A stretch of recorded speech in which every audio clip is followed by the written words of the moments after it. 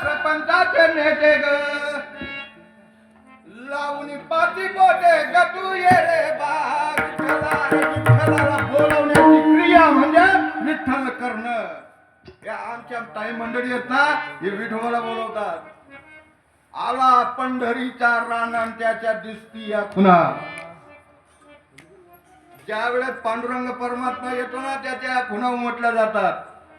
जून महिन्यामध्ये मृग नक्षत्राचा पाऊस येतो. असं साधा दिवस करतो. कोणा पत्रा उडावर कोणा छपरा उडावर जून महिन्याचा पाऊस. आणि मग लोक नाही हो असा देऊ ना आमच्याकडे आता देऊ नका पाणी होऊन. देव जर यावा असं वाटत असेल भाऊ तर पत्रा उडायला पाहिजे. हे आमचे पत्र उडत आहे. देव येतोय देव. या जीवाचं आणि शिवाचं लगन माझ्या सद्गुरुनाथानं माझ्या श्री माझ्या बाबाने निजर रुपये दाविला निजर रुपये दाविला हे आत्म्याचं लागीना आत्म्याची साविला आत्म्याचं लागीना आत्म्याची साविला माझ्या बाबाने माझ्या बाबाने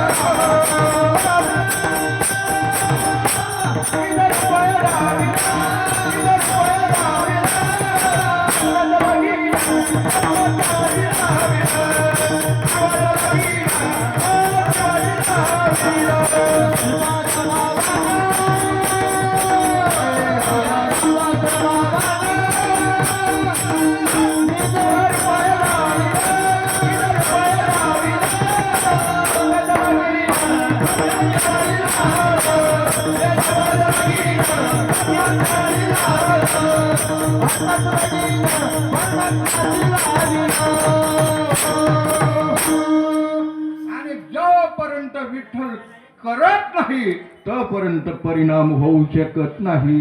म्हणून जगद्गुरु तुकोबराय बोलतात राजा बोलणं सोपं आहे पाहणं सोपं आहे पण बोलणं जर प्रत्यक्षात कृतीमध्ये जर आणायचं असेल पाहणं जर कृतीमध्ये आणायचं असेल तर तुला संतांच्या रीतीनं भगवंत करायचं आहे. जगद्गुरु तुकोबराय बोलतात माझ्या बाबाजी चैतन्याच्या माध्यमातून मला ती गोष्ट कळली. मी विठ्ठलही पाहिला विठ्ठलही बोललो पाहिल्याबरोबर सुद्धा परिणाम झाला. कारण जीवनामध्ये केला मी आणि केल्यामुळं पाहिल्याबरोबर परिणाम झाला. काय परिणाम झाला पाहिला पाहिला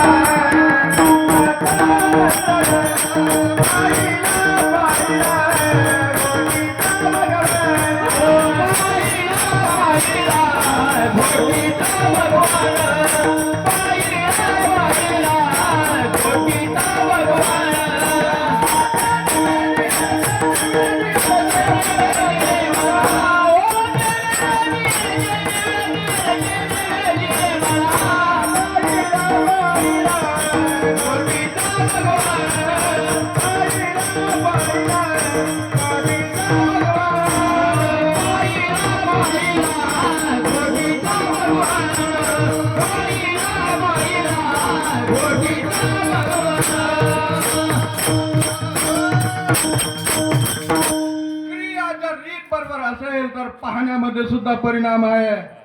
पाहिला पाहिला नंदाचा नंदना, परिणाम काय झाला? ते निवेदियल म्हणा. अरे त्याला बघितल्या बरोबर माझं मन, हे मन राहिलं नाही.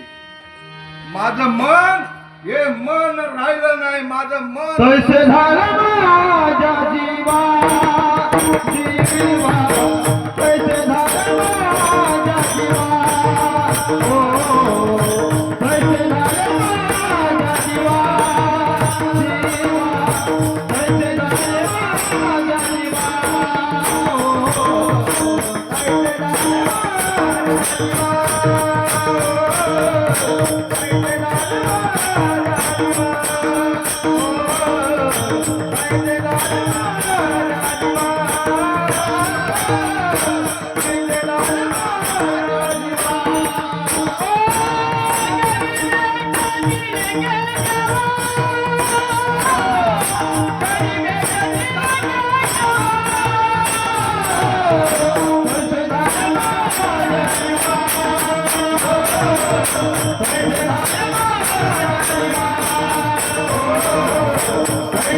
माझ्या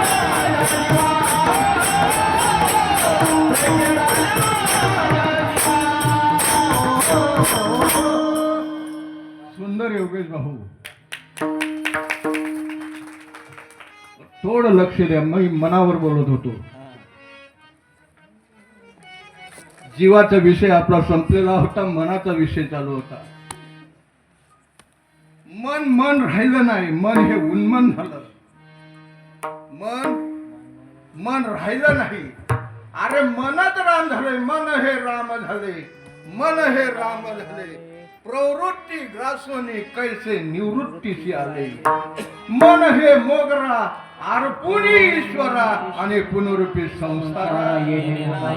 आता माझं मन भगवंताचं कार्य करायला लागलं. खाली काय उरलं? आणि ते कार्य तुम्ही करावं याचं मार्गदर्शन जगद्गुरु तुकोबराय अभंगाच्या पहिल्या चरणात. बोलावा विठ्ठल पाहावा विठ्ठल,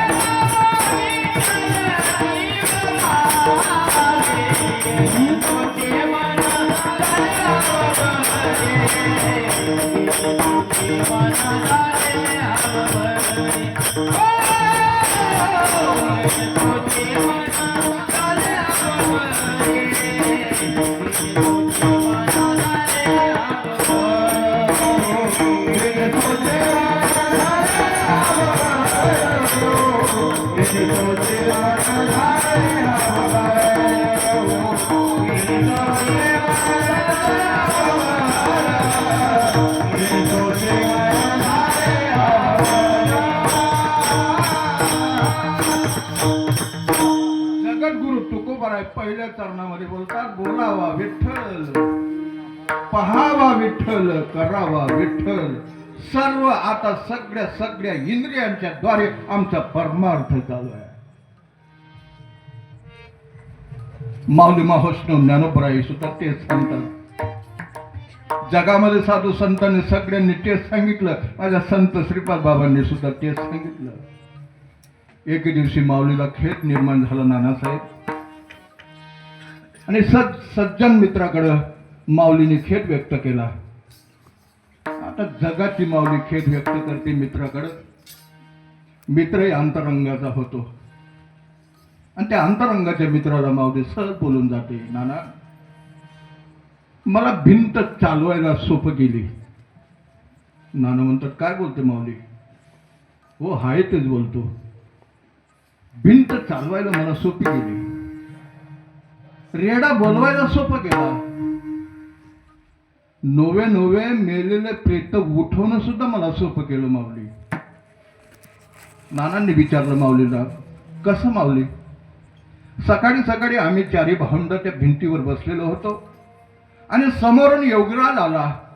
वाघावर बसून मी सहज माऊलींना म्हटलं, मुक्ताबाईंना आज्ञा केली, दादा आपल्याला भेटायला योगीराज येत आहेत. आणि मी सहज भिंतीला बोललो, चल. भिंत चालायला लागली. हो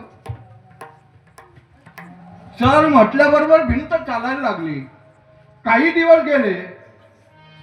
दिवस गेल्यानंतर धर्म मार्तंड्यांनी माझी परीक्षा घेतली, आणि परीक्षा घेण्यासाठी समोर माझ्या पुढे एक रेडा उभा केला. त्या रेड्याच्या मस्तकावर मी हात ठेवला आणि रेड्याला सहज बोललो, बोल. रेडा बोलायला लागला नानासाहेब.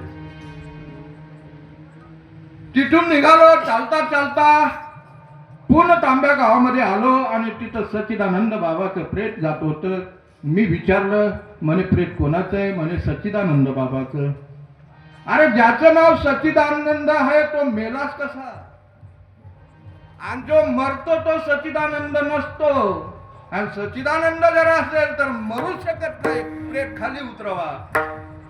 मंडळीने प्रेत खाली उतरवलं. बघितलं सच्चिदानंद बाबाचा. मी नमस्कार केला, आणि सच्चिदानंद बाबाला सहज बोललो, उठ. बाबा उठून बसले. भिंत चालवण्यासाठी फक्त 2 शब्द वापरले मी, चल.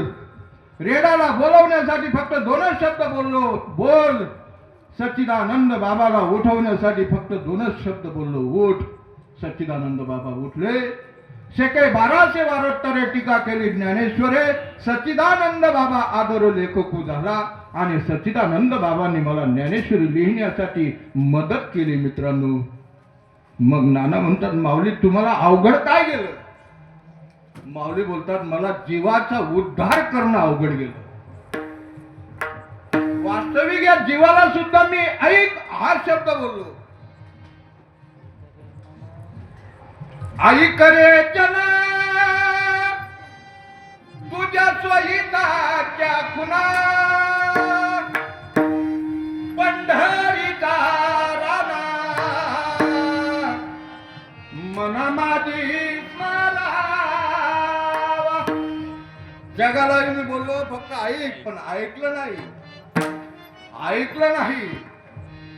ऐक बोलले. ज्ञानोबराय ढकल्यानंतर त्या ऐक शब्दाला माझ्या नाथांनी पुष्टी दिली, बर का. आणि ते पुष्टी कशासाठी दिली? जगाचा उद्धार करण्यासाठी दिली. ती पुष्टी राहिली बाजूला. आणि तिथला म्हणाला 51,000 रुपया. तिथला म्हणाला काय म्हणाला? पुष्टी नाथांनी केली. बरं, माऊलीजी बोलतात की ऐका, त्याला पुष्टी दिली. काय पुष्टी दिली? अरे हे जारी नाही का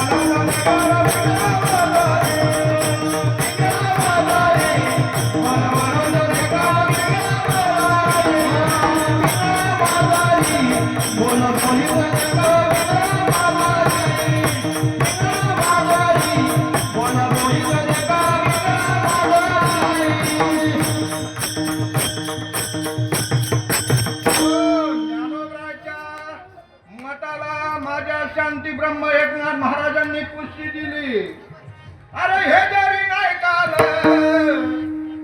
तरी दुसरा येईल, हे जरी नाही काल सरते शेवटी बा काड बांधून नेईल, सरते शेवटी बा एका जनार्दनी आमचं काय बा जाईल, काय जाईल आमचं? अरे सांगणं आमचं काम आहे आणि ऐकणं तुमचं काम आहे. विठाल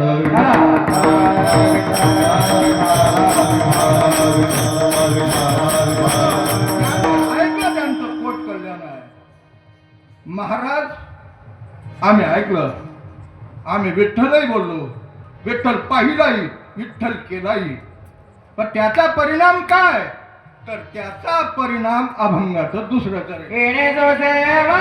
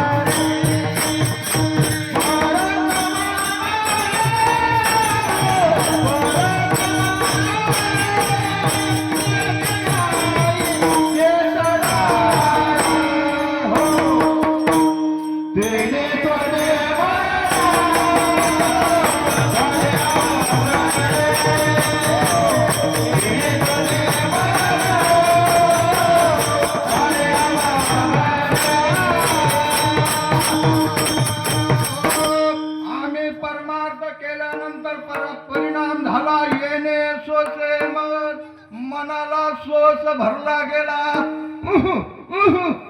आणि लोक म्हणतात पुनर्भोट्या सांगा. हाती रटी पती एकामेकाबाई, हाती रटी पती एकामेकाबाई, हाती रटी पती एकामेकाबाई, हाती रटी पती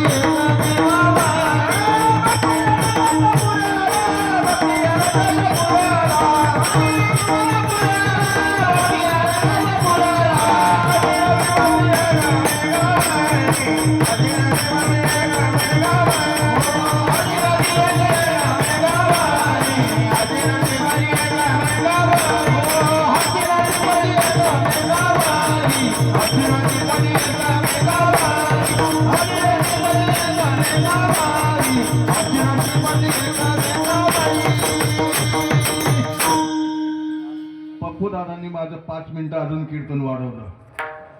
प्रमाण दिल्यामुळं मला या प्रमाणावर बोलावंसं असं वाटतं.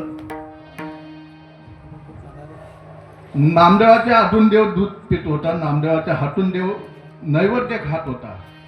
कारण गायकानं जे प्रमाण दिलं त्यावर वक्त्यानं बोललंच पाहिजे आणि माझ्या विषयाला प्रमाण आलं. ते वास्तविक मला आठवण पडून गेली होती त्या विषयाची आणि देवाला खटका पडत होता. नामदेव तू रोज जीव घालतो. त्याच्या अगोदर 12 वर्षापासून दामाची शेती भगवंताला नैवेद्य द्यायचे. पण त्यांच्या नैवेद्यामध्ये आणि नामदेवाच्या नैवेद्यामध्ये फरक होता. दामासाठी फक्त नैवेद्य दाखवून